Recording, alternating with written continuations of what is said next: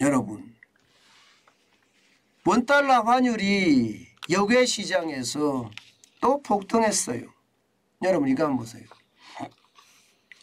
예, 뉴욕에 있는 차액거래 선물한 시장이 NDF라는 시장입니다. 예, 이게 선물한 시장입니다. 근데 여기에서 원달러 환율이 또 예, 보시는 것처럼 1442.5원까지 올라갔습니다. 진짜 많이 올라갔죠. 진짜 많이 올라갔죠. 상황이 굉장히 나빠지고 있다는 이야기가 되는 거예요. 환율 자체가 여러분 제가 말씀드린 것처럼 예, 이게 역외 시장으로 가면 환율이 쭉 올랐다가 다시 우리 시장으로 돌아오면 예, 날이 밝으면 이제 우리 시장이 되잖아요. 그죠?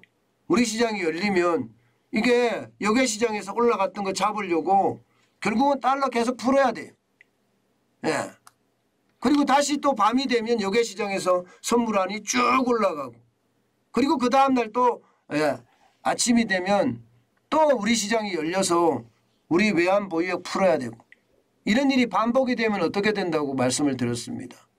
이러면 외환위기도 올 수 있다고 저는 말씀을 드리고 있습니다. 왜냐하면 말입니다. 예, 무역수지가 계속 적자예요. 심지어 8월에는 경상수지까지 적자가 났습니다. 경상수지까지. 이 말은 우리나라의 달러 공급이 그만큼 줄어들었다는 겁니다. 제가 여러분들에게 말씀을 드릴 때 여러 가지 말씀을 드렸습니다. 예, 예를 들어서 정부가 위기의식을 가지고 예, 절전 10% 국민운동 해라. 그러면 에너지 수입 좀 줄이지 않느냐. 예, 그러면 어떻게 될까요 여러분? 그만큼 에너지 수입이 줄면 무역 적자도 줄일 수가 있거든요. 그런데 그런 어떤 조치가 나오지가 않아요. 왜 이렇게 더딘지 모르겠어요. 이게 뭐 오래 걸리는 것도 아니잖아요. 예, 뭐 절전운동하자 발기인 대회도 한번 열고 분위기를 좀 잡아야죠. 발기인 대회가 아니죠.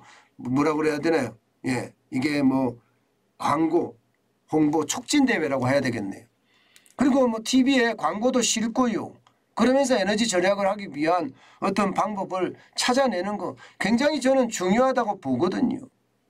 예, 여기에다가 말입니다. 어떻게 하든 경상수지가 적자로 가는 것은 막아야 됩니다. 어떻게 하든. 수출 적자를 막으면 경상수지 적자도 막을 수 있겠지만 경상수지는요. 대한민국에서 전 세계를 상대로 달러가 들어갔느냐 나왔느냐 이것을 따지는 게 경상수지라고 간단하게 생각하시면 되는데요. 여러분도 알다시피 경상수지라는 게 예, 지금 마이너스가 됐다는 것은 우리나라에 총체적으로 들어오는 총액의 달러가 줄어들었다는 거예요. 수출 적자는요. 수출만 적자가 나니까 해외 기업에서 예, 이게 달러를 벌어들여서 국내로 들여오면 이것까지 포함시키면 흑자가 날 수도 있다는 이야기잖아요.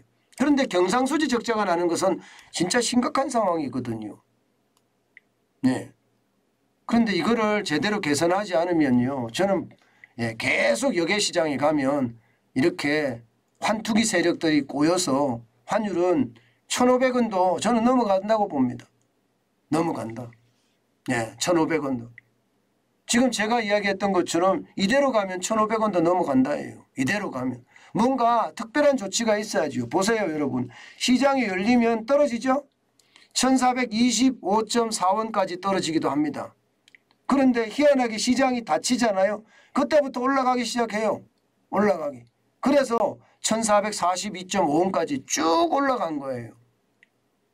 그러니 이게 예, 우리 힘만 가지고 이게 계속 버텨낼 수 있을까 그런 생각이 들어요. 이것을 보면요. 한미통화스와프는 그 어느 때보다 중요하지 않을까 저는 그런 생각까지도 해봅니다. 왜냐하면 한미통화스와프가 체결됐다는 소식은 환투기 세력이나 예, 이게 한먼이나 여기에 경각심을 충분히 줄 수 있거든요. 그렇기 때문에 예, 상황이 더 좋아질 수 있다. 저는 이렇게 생각을 하거든요. 그렇지 않으면 지금처럼 예, 최악의 상황 앞으로도 당분간 간다. 결국 예, 1,442.5원인 게 1,500원까지도 넘어갈 수 있다. 뭐 이것이 지금 현재의 전망 아니겠습니까? 그만큼 상황이 녹록하지가 않아요. 게다가 미국의 금리 인상은 또 계속 될 겁니다. 제가 1,500원을 간다고 하는 이유가 그거예요. 11월 달에도 자이언트 스텝. 만약에 자이언트 스텝을 단행하면 어떻게 되겠습니까, 여러분? 결국 4% 금리가 된다는 거예요. 기준금리가 4%예요. 그럼 대출금리는요? 대출금리는 10% 가까이 될 겁니다, 미국도. 게다가 12월 달에 또 올린다는 이야기예요. 12월 달에도 빅스텝이라는 이야기도 나오지만 자이언트 스텝에 대한 0.75%를 올린다는 이야기도 나오거든요. 그러면 최대 말입니다. 4.75%의 금리가 될 수도 있습니다. 4.75%면 충격이 굉장히 클 수 있습니다. 충격이. 결국 말입니다. 미국의 금리를 올리는 만큼 시중에 있는 달러를 흡입하듯이 끌고 가는 거 아니에요. 흡입하듯이. 게다가 양적 긴축을 한 달에 950억 달러씩 시중에서 돈을 다 지금 끌어들이고 있습니다. 그러면 그만큼 시장에는요. 달러가 줄어든다는 이야기잖아요. 달러가 줄어들면 어떻게 되겠습니까? 결국 그것은요. 원화값의 폭락이라고 해야 되나요? 저는 폭락도 올 수 있다고 봅니다.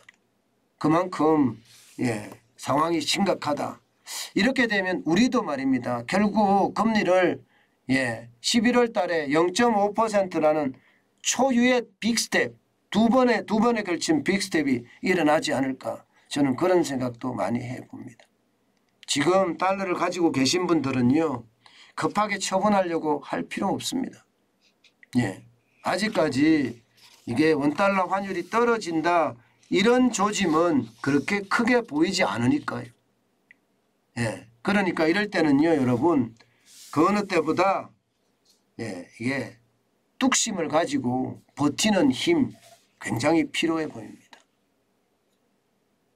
언젠가는 달러 인덱스 달러의 가치도 떨어지고요. 또 환율도 내려오겠죠. 내려오기 전에 우리는 팔아야 되겠지만 그런 상황 아마 언젠가는 올 겁니다. 오지만 지금은 아니라는 사실이죠.